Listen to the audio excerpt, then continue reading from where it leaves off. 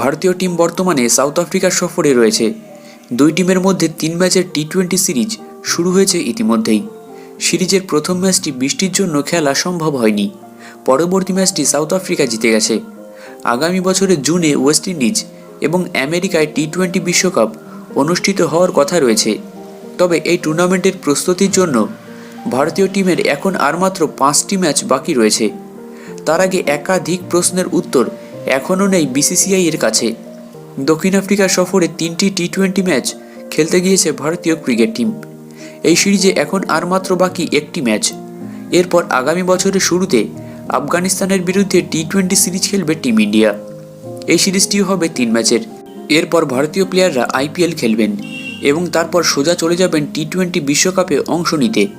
এমন অবস্থায় এই 5 ম্যাচের মধ্যে বিশ্বকাপের জন্য চূড়ান্ত টিম তৈরি করতে হবে ভারতীয় ক্রিকেট বোর্ডকে। 2024 সালের টি-20 বিশ্বকাপের আগে ভারতীয় ম্যানেজমেন্টকে অনেক বড় প্রশ্নের উত্তর খুঁজতে হবে।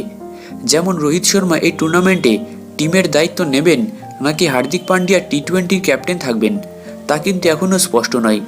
প্রায় 1 বছর ধরে টি-20 টিমের বাইরে থাকা বিরাট কোহলি ফিরবেন নাকি সেটার উত্তরও কিন্তু এখন পাওয়া যায়নি।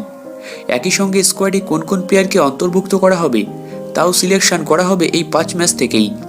গত 10 বছরে কোনো আইসিসি ট্রফি জিততে পারেনি টিম ইন্ডিয়া। 2007 সালে শেষবারের মতো টি-20 বিশ্বকাপ জিতেছিল ভারত।